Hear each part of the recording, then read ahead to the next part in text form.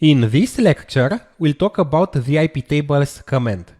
Iptables is the user space component used to configure NetFilter, the kernel framework that does the actual filtering.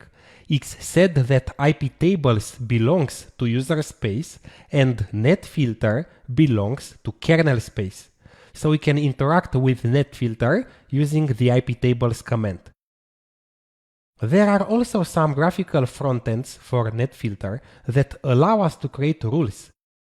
However, they lack the flexibility of using a command line, and Linux professionals rely heavily on the Iptables command, which has many options. It is also important to know that Iptables can be run only by root. Let's move on and see what is the general syntax of Iptables.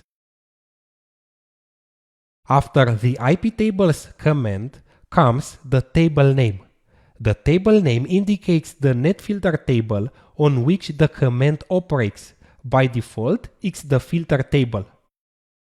Command or option indicates the operation we perform on a chain of that table. Either long or short options are allowed.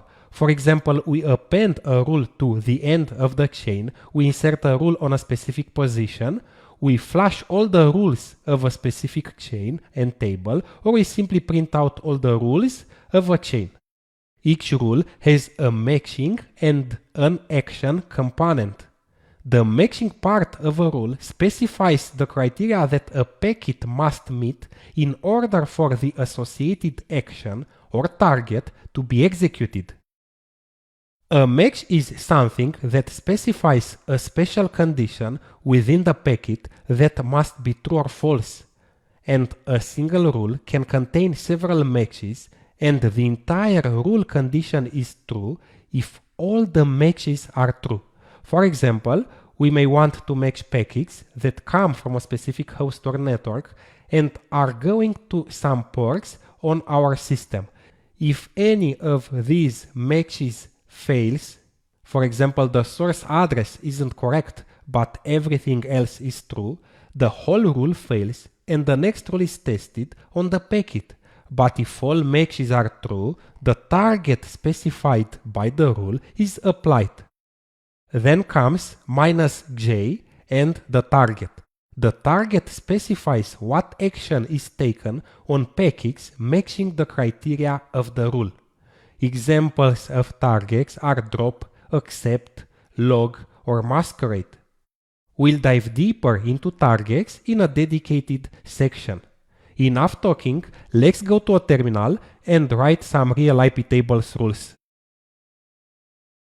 Before starting writing rules, don't forget that only root can run the Iptables command. You need root access in order to configure NetFilter or run the Iptables command. If you try to run the Iptables command as a non-root user, you'll get a permission denied error. I've executed the Iptables command as a non-root user. And I've got a permission denied error. It says very clear that I must be root. And I'm becoming root by running sudo su. Now I'm root. Let's run the same command as root. Okay, there is no error. By the way, the command lists the filter table, which is the default for input, output, and forward chains.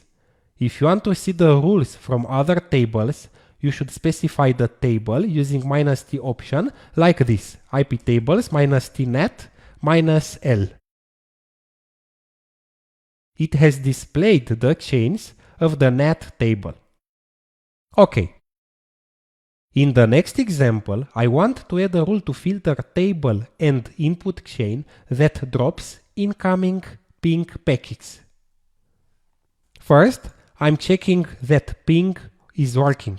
Ping and the IP address of Linux 1. This is another Linux host and its host name is Linux 2. So ping and the IP address of the other Linux operating system. x10 at the end. Ping is working. And now the rule. Iptables. I'm adding the rule to the filter table, filter.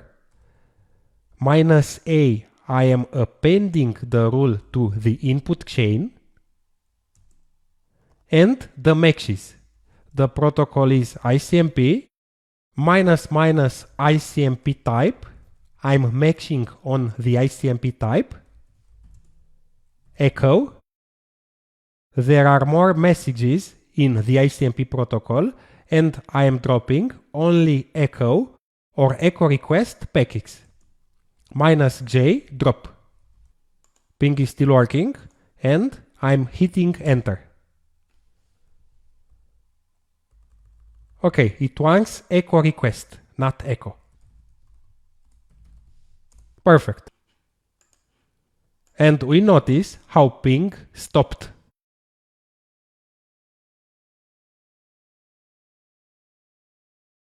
Let's list the contents of the firewall. Iptables -L or Iptables -VNL. I want to see more information. And there are 30 packets matched by the rule. The same rule could be applied without -T filter option. The filter table is the default. It's the same. Let's try another rule. I want to deny access from this Linux host to a specific website, let's say www.ubuntu.com. Let's think about this requirement and split the rule in more parts. What table are we using? And the answer is filter, because we are filtering traffic. We are not doing net or something else. So iptables -T filter. What iptables command or option are we gonna specify? And the answer is -A from append. We are gonna append a new rule to the table. What chain will be used to match the packets? This is outgoing traffic, and it always means output. And now come the matches. What matches are required for this kind of traffic?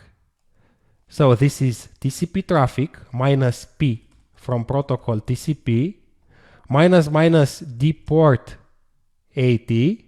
The traffic is going to port 80, and -D, the destination IP address, www.ubuntu.com.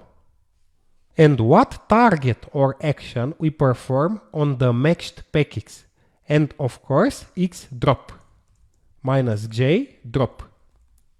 J means to jump to the specific target or do the following action when the packet matches against this rule. Targets are always written in uppercase letters. Before hitting enter, I want to check that the web page is loading.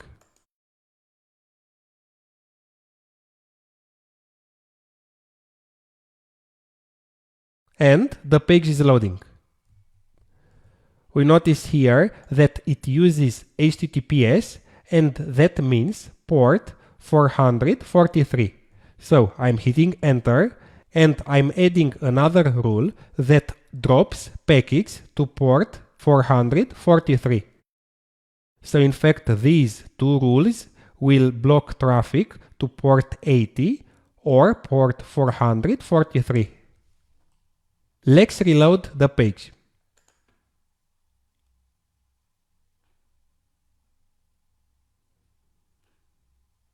And we notice that the page is not loading anymore. If we list the firewall using -L option and VN, okay, we see the iptables rules and a lot of matched packets on the output chain. All these IP addresses are of www.ubuntu.com and have been obtained from the DNS server. And we see a lot of matched or dropped packets.